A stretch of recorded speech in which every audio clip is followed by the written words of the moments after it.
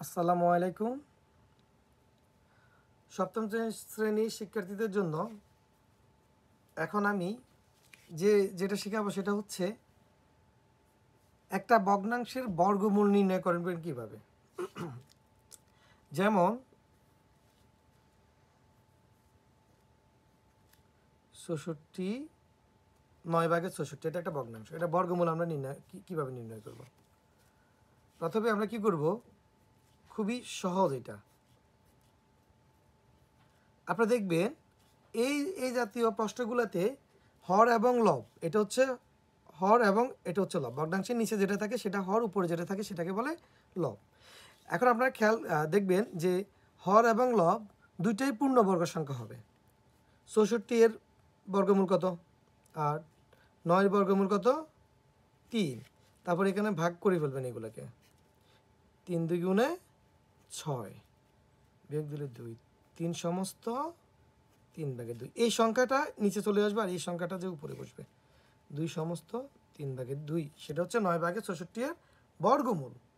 তাহলে আপনারা ভগ্নাংশের বর্গমূল নির্ণয় করার ক্ষেত্রে কি করবেন, এই যে উপরে এবং নিচে যে সংখ্যাগুলো থাকবে ভগ্নাংশে, এগুলোকে আমরা রুট করে ফেলবো।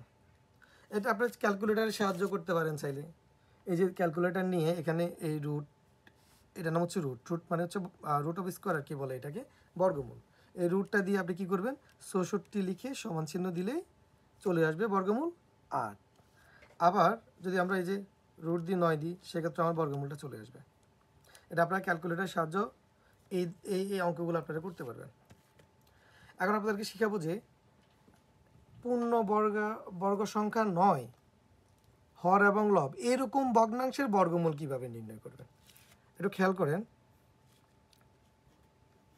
7/5 এই সংখ্যাটার বর্গমূল নির্ণয় করবেন এবং উল্লেখ করা থাকবে 3 দশমিক স্থান পর্যন্ত আসন্ন মান অথবা 4 দশমিক স্থান পর্যন্ত আসন্ন মান, এটা বলে দিবে। যেমন আমার এটা আমি যদি বলি যে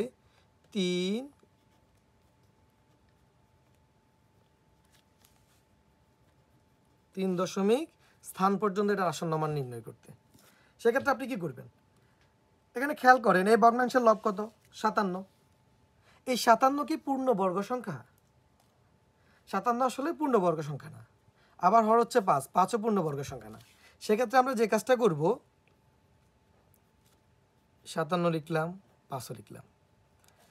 এই যে হর যা আছে তা আমরা হর এবং লবের সাথে গুণ করব। যেমন হর এখানে কত আছে? 5, 5 আমরা হর এবং লবের সাথে গুণ করে ফেললাম। যদি এখানে 6 থাকতো তাহলে আমরা 6 গুণ করতাম, 15 থাকলে 15 গুণ করতাম।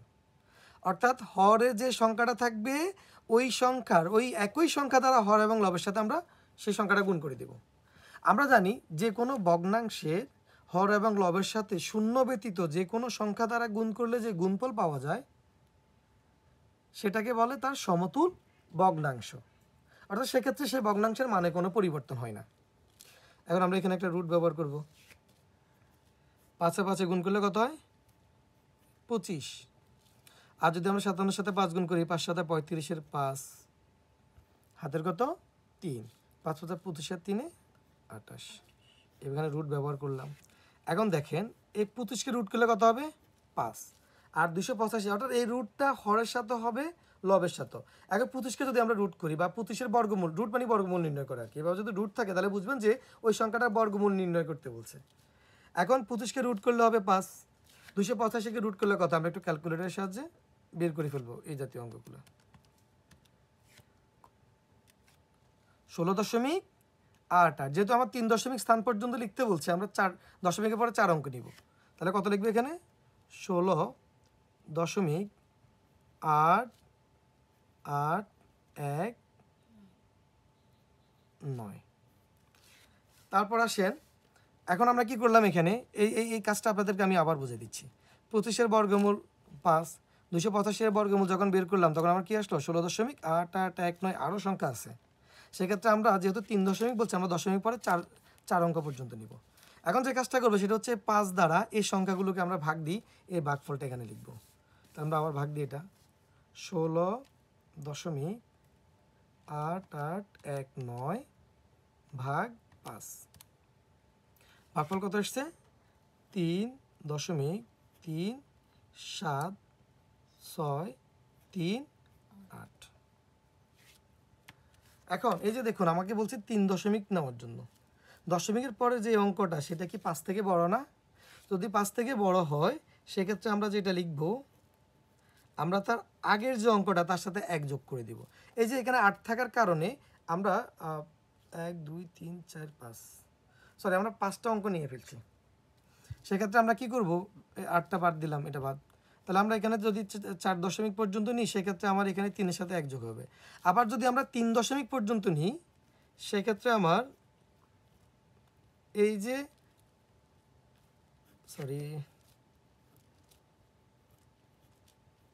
অর্থাৎ আমরা যদি 3 দশমিক স্থান পর্যন্ত নিই, অর্থাৎ দশমিকের পরে যদি আমরা 3টা অঙ্ক ব্যবহার করি সেক্ষেত্রে আমার 4 নাম্বার অঙ্কটা যদি 5 অথবা 5 থেকে ছোট হয় সেক্ষেত্রে আগেরটার সাথে আমরা 1 যোগ করব না। আপনারা ঠিক এইভাবে যে 1.2 এর দেখবেন বেশ কিছু অঙ্ক আছে যেগুলোকে 3 দশমিক স্থান পর্যন্ত আসন্ন মান নির্ণয় করতে বলছে, ওইগুলো একটু একই নিয়মে নিজে নিজে করার চেষ্টা করবেন। যদি আপনারা না পারেন সেক্ষেত্রে আমাকে অবশ্যই জানাবেন, আমি আপনাদেরকে সেই প্রশ্নগুলো ইনশাল্লাহ বুঝিয়ে দেব।